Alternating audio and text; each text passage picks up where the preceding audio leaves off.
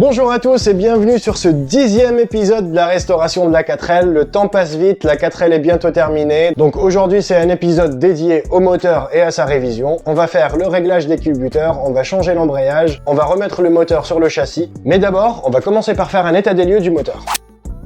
Bon alors c'est parti pour ce fameux moteur. Je commence déjà par enlever le couvre-culbuteur. Ou le cache-culbuteur, ça dépend comment on l'appelle. Je sais pas s'il y a des clés spéciales pour enlever ces boulons.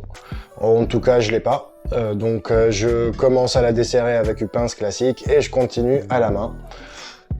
Une fois que je l'ai enlevé, je commence par vérifier le joint d'étanchéité. Et le joint d'étanchéité a l'air en bon état.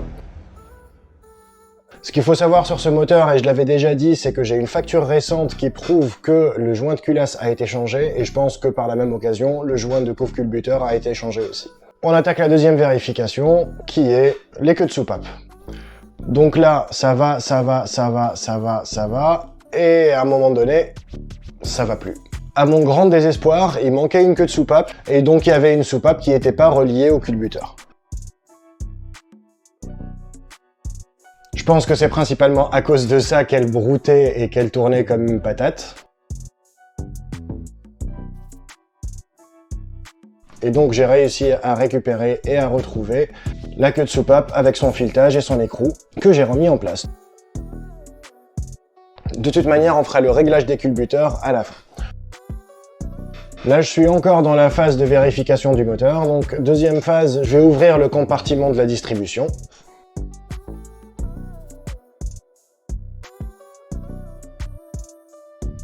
Il y a beaucoup de vis et il faut retenir l'ordre des vis, bien sûr.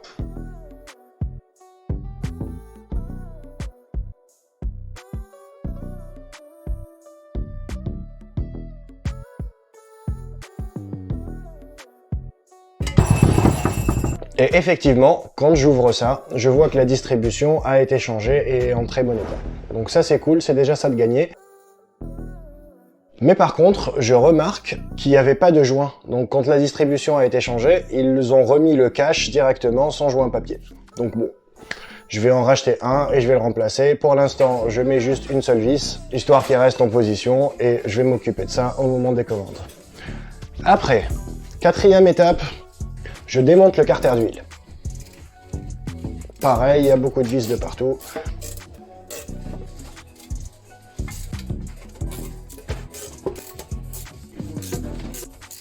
Une fois qu'elles sont enlevées, on tire dessus et ça vient.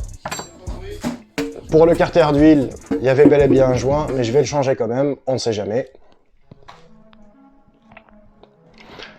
La bonne nouvelle, c'est qu'il n'y a pas de résidu de métal, ni dans le carter, ni sur le filtre de la pompe à huile. Enfin, on n'appelle pas ça un filtre, on appelle ça plutôt une crépine. Donc voilà, on a commencé déjà un premier état des lieux, on a la distribution qui est neuve, donc ça y a pas de souci, on va pas déculasser parce que ça sert à rien, même le joint du couvre-culbuteur est pas mal. Alors ce qu'on va faire maintenant, c'est qu'on va bien sûr commander les joints papier côté distribution et joints caoutchouc côté carter d'huile. On va faire le réglage des culbuteurs, mais avant, on va changer l'embrayage parce que ça, je suis sûr qu'il n'a jamais été changé et que c'est un embrayage d'origine de 1969. Donc tenez-vous bien, ça va être quelque chose.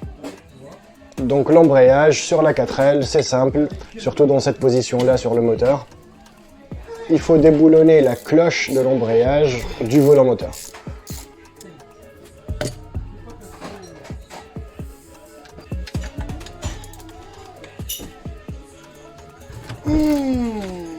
Elle est un peu galère à enlever parce que quand on dévisse sur un côté, on a tout le volant moteur avec le moteur qui tourne, donc il faut quand même le retenir avec une autre clé de l'autre côté.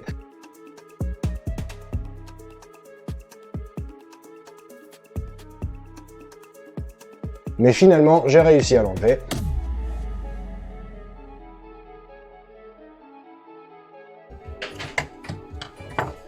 Et une fois qu'on a enlevé la cloche, en dessous, on découvre le fameux embrayage.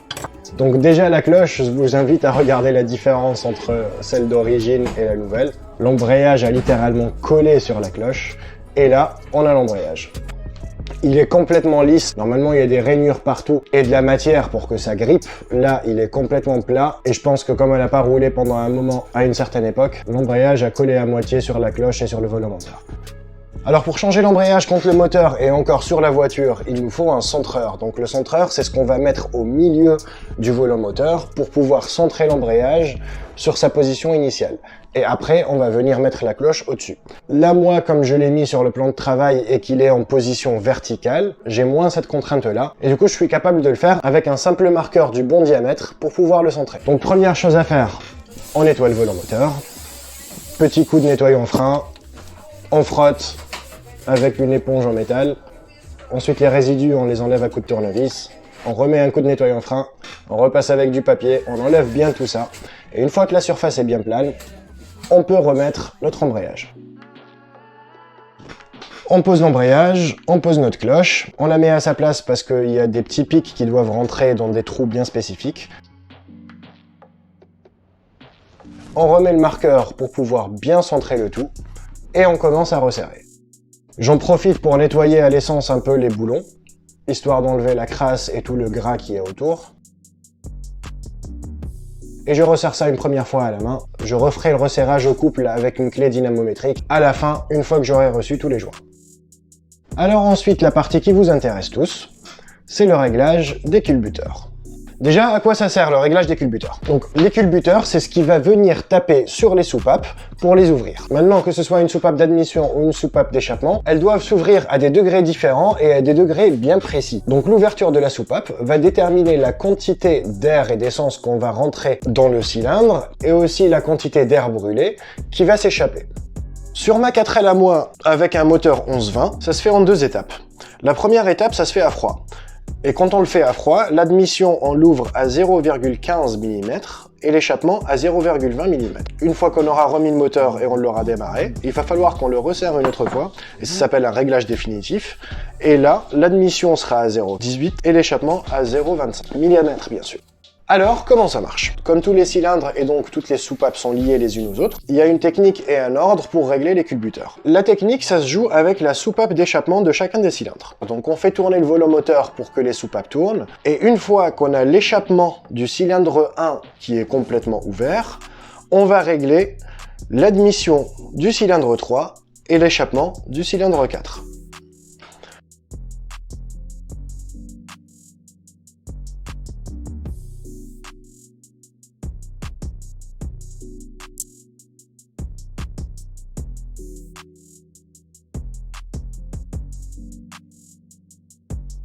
Après, on s'attaque au 3e cylindre. Quand on a l'échappement du 3e cylindre qui est à pleine ouverture, on va pouvoir régler l'admission du cylindre 4 et l'échappement du cylindre 2. Après, on passe au cylindre 4. Quand la soupape d'échappement est à pleine ouverture, on va pouvoir régler l'admission du cylindre 2 et l'échappement du cylindre 1. Et pour finir, quand la soupape d'échappement du cylindre 2 est à pleine ouverture, on pourra régler l'admission du cylindre 1 et l'échappement du cylindre 3.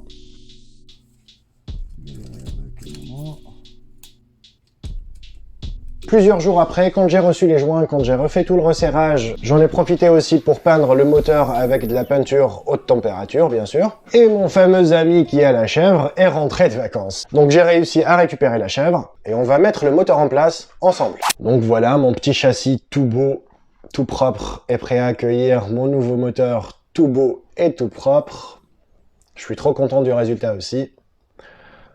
Donc on baisse la chèvre jusqu'au niveau de la boîte de vitesse. Il faut qu'on incline la boîte de vitesse, donc j'enlève le support qu'il y avait en dessous et je mets un support un peu moins haut. Et après, je joue avec l'inclinaison du moteur et avec la chèvre pour pouvoir l'emboîter dans le bon sens et dans le bon axe.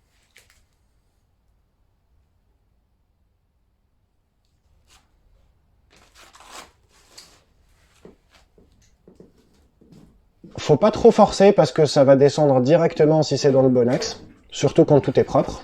Donc on tire la boîte vers le moteur et vice versa.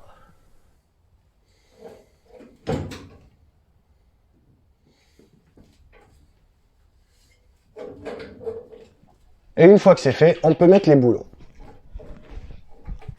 Pareil, on les met une première fois juste pour maintenir le tout et poser le moteur sur ses supports moteurs. Et après, on s'occupera du resserrage. Une fois que le moteur est plus ou moins à sa place, il reste le réglage de manière horizontale. Donc j'ai un balancier qui va me servir à régler l'horizontale. Et une fois que tout ça c'est fait, il faut que je remette le support de la boîte de vitesse pour pouvoir la fixer et la remonter un peu par rapport au niveau du moteur. Par contre, ma caméra était pas d'accord avec le choix que j'avais fait et du coup, elle a décidé de se barrer.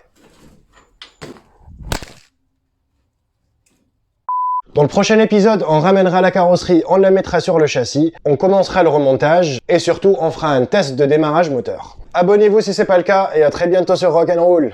Ciao!